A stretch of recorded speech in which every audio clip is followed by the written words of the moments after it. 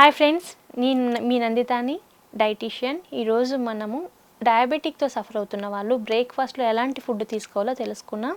So ఈ రోజుల్లో అయితే డయాబెటిక్తో ఆల్మోస్ట్ చాలామంది సఫర్ అవుతున్నారు. అండ్ కొన్ని రీసెర్చెస్ ప్రకారం బై 2050 సంవత్సరం వరకు more than 70% of population may affect from diabetes అని కూడా చాలా స్టడీస్ అయితే చెప్తున్నాయి. సో డయాబెటీస్ అనేది మెటబాలిక్ డిసార్డర్.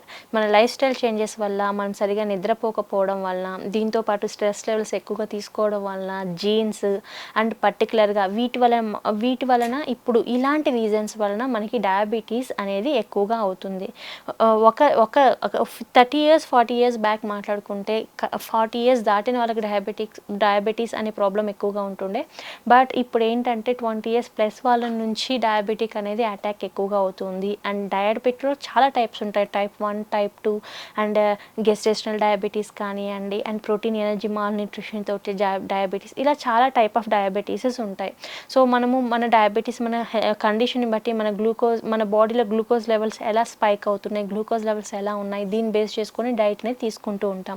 సో మన బాడీలో ఉండవలసిన దానికన్నా గ్లూకోజ్ లెవెల్స్ ఎక్కువ అవ్వడం వలన మనకి ఫ్యూచర్లో రెటినోపతి కానివ్వండి, kidney related issues and skin related issues ఇలాంటివి వచ్చే ఛాన్సెస్ ఎక్కువగా ఉన్నాయి. కాబట్టి గ్లూకోజ్ లెవెల్స్ని ఎప్పుడు కంట్రోల్ చేసుకుంటూ ఉండాలి. సో ఎవరైతే ఎక్కువగా డయాబెటీస్తో సఫర్ అవుతున్నారో మనం తీసుకునే ఫుడ్లో కొన్ని మోడిఫికేషన్స్ చేసుకోవడం వలన, మనం తీసుకునే డైట్లో అండ్ క్యాలరీ ఇంటేక్ కానివ్వండి, క్యాలరీ పరంగా మనము కౌంట్ తీసుకొని, లేకపోతే ఏ ఫుడ్ తీసుకుంటే ఎంత గ్లూకోజ్ లెవెల్స్ వరకు మనం స్పైక్ చేసుకోకుండా ఉండొచ్చు, ఇలాంటివి కొద్దిగా ఐడియా ఉండడం ద్వారా మనకి మెడిసిన్ సపోర్ట్ లేకుండానే మన లైఫ్ స్టైల్ చేంజెస్, మన డైలీ వర్కౌట్ కానివ్వండి, ఎనీ ఎక్సర్సైజ్, దీంతోపాటు ఫుడ్లో కొన్ని హోల్ గ్రెయిన్స్ ఇలాంటివి యాడ్ చేసుకోవడం వల్ల గ్లూకోజ్ లెవెల్స్ని మనం ఇంట్లో ఉండే నేచురల్గా గ్లూకోజ్ లెవెల్స్ని కంట్రోల్ చేసుకోవచ్చు.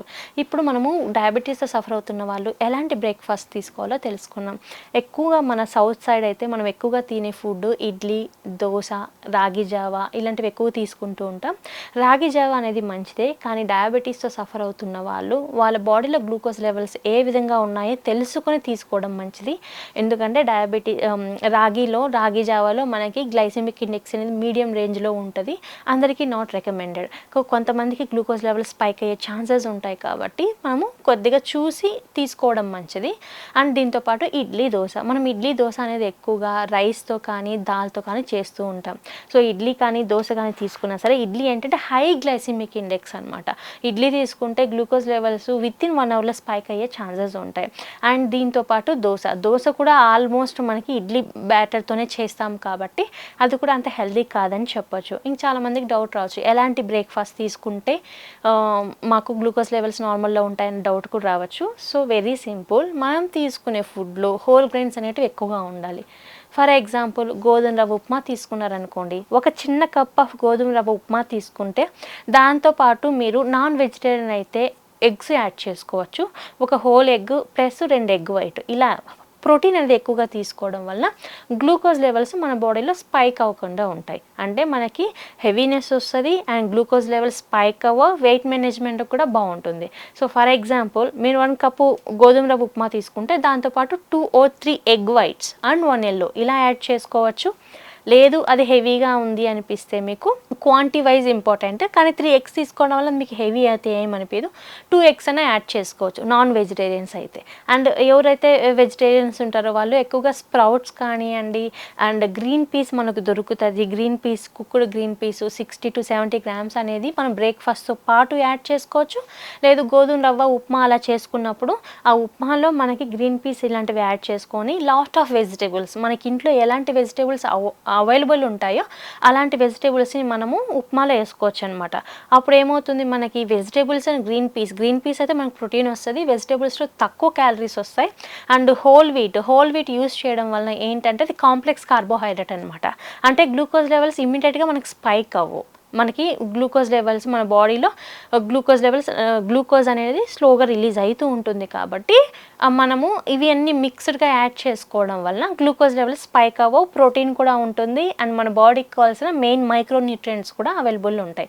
పోహా యాడ్ చేసుకోవచ్చు, హోల్ గ్రెయిన్ రిలేటెడ్ ప్రోడక్ట్స్ ఏమైనా యాడ్ చేసుకోవచ్చు, మిల్లెట్స్ అనేటివి మిల్లెట్స్ ఉప్మా కానీ మిల్లెట్స్ పొంగల్ కానీ ఇలాంటివి మనం యాడ్ చేసుకోవచ్చు. సో బ్రేక్ఫాస్ట్గా ఎక్కువగా డయాబెటీస్తో సఫర్ అవుతున్న వాళ్ళు బ్రేక్ఫాస్ట్ ప్లేస్లో ఎక్కువగా తీసుకోవాల్సిన ఫుడ్ వచ్చి హై ప్రోటీన్ రిలేటెడ్ ఫుడ్స్.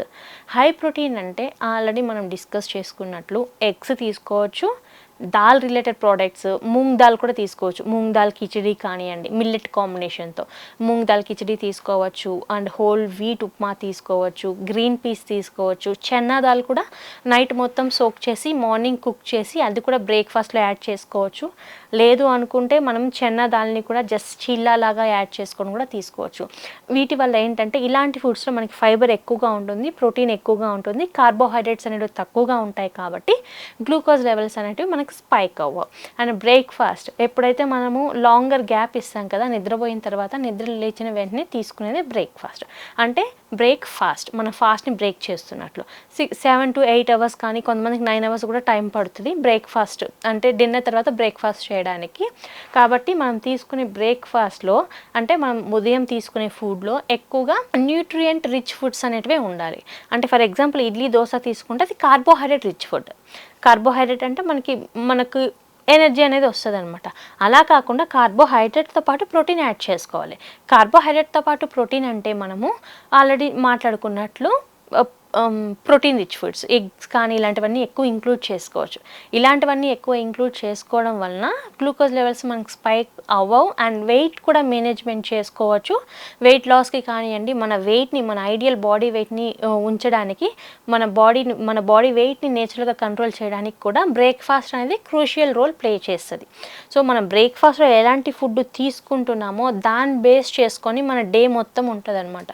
మనకి వీక్నెస్ రాకుండా ఉండడానికి, డే మొత్తం యాక్టివ్గా ఉండడానికి అండ్ మన వెయిట్ని కంట్రోల్ చేసుకోవడానికి అండ్ మన బాడీకి కావాల్సిన ఆల్ కానివ్వండి మైక్రోన్యూట్రియంట్స్ ఇలాంటివన్నీ సరే బ్రేక్ఫాస్ట్ అంటే మనం డే స్టార్ట్ అయిన తర్వాత మనము మన బాడీకి ఇచ్చే ఫుడ్ని బేస్ చేసుకొని డే మొత్తం డిపెండ్ అయి ఉంటుంది. కాబట్టి బ్రేక్ఫాస్ట్లో మనం ఎలాంటివి కన్జ్యూమ్ చేస్తున్నాం, ఎలాంటి ఫుడ్ తీసుకుంటున్నాం అనేది కూడా ఇంపార్టెంట్. కాబట్టి ఎవరైతే డయాబెటీస్తో సఫర్ అవుతున్న వాళ్ళు ఎక్కువగా ప్రోటీన్ రిచ్ ఫుడ్స్ అనేటివి ఇంక్లూడ్ చేసుకోవాలి. Whole grain foods any whole grain foods అనేటివి ఇంక్లూడ్ చేసుకోవచ్చు. మనకి మిల్లెట్స్ కానీ మిల్లెట్స్ కూడా హోల్ గ్రెయిన్స్ కిందకే వస్తాయి. పొట్టుతో ఉన్న తృణధాన్యాలు ఏవైనా సరే పొట్టుతో ఉన్న ప్రతి ఒక్క ఆహార పదార్థం మనకి హోల్ గ్రెయిన్ కిందకే వస్తుంది. కాబట్టి పాలిష్డ్ రైస్ కన్నా హోల్ గ్రెయిన్స్ ఎక్కువగా ఉండే ఫుడ్ తీసుకోవడం మంచిది. సో రాగుల కన్నా మిగతా ఎన్ని మిల్లెట్స్ మనకు దొరుకుతాయి కదా, కొర్రలు అంటారు, ఇవి కూడా మనము బ్రేక్ఫాస్ట్ కిందకి యాడ్ చేసుకోవచ్చు కిచడీ లాగా. But soaking process very important. Any millet మనం తీసుకునేటప్పుడు రోజుకి 8 గంటల వరకు నానపెట్టాలి. నానబెట్టిన తర్వాత అది మనం తీసుకోవడం మంచిది. ఉప్మా లాగా కానీ ఎలా చేసుకున్నా తీసుకోవడం మంచిది. ఎందుకంటే దాంట్లో ఉండే ఫైటిక్ యాసిడ్స్ అన్ని రిమూవ్ చేయడానికి అట్లీస్ట్ మనకి సోకింగ్ ప్రాసెస్ చాలా ఇంపార్టెంట్. 8 to 9 hours అనేది మనము నానబెట్టడం ద్వారానే దాంట్లో ఉండే హార్డ్ కెమికల్ ఫైటిక్ యాసిడ్స్ ఇలాంటివన్నీ రిమూవ్ చేసుకోవచ్చు. సో ఇప్పుడు మనం తెలుసుకున్నాం కదా డయాబెటిక్తో సఫర్ అవుతున్న వాళ్ళు ఎక్కువగా ఎలాంటి ఫుడ్ తీసుకుంటే మనం గ్లూకోజ్ లెవెల్స్ని కంట్రోల్ చేసుకోవచ్చు. సో బ్రేక్ఫాస్ట్తో పాటు లంచ్ కానీ డిన్నర్ కానీ పోర్షన్ సైజు మన వెయిట్ని బట్టి మన హైట్ని బట్టి అండ్ మన బాడీలో గ్లూకోజ్ లెవెల్స్ని బట్టి ఫుడ్ అనేది తీసుకోవడం ఇంపార్టెంట్. సో మీకు ఏదైనా కన్ఫ్యూజన్గా ఉంది ఎలాంటి ఫుడ్ తీసుకోవాలో స్టార్టింగ్లో మీకు కన్ఫ్యూజన్గా ఉంటే near by hospitals A hospital అయినా సరే మల్టీ స్పెషాలిటీ హాస్పిటల్లో మీకు క్వాలిఫైడ్ డైటీషియన్స్ దొరుకుతారు. వాళ్ళని కన్సల్ట్ అయితే మీ బాడీ మెటబాలిజంని బట్టి మీ హైట్ని బట్టి మీ వెయిట్ని బట్టి మీ గ్లూకోజ్ లెవెల్స్ని బట్టి మీకు కస్టమైజ్డ్ డైట్ ప్లాన్ అనేది ఇస్తారు.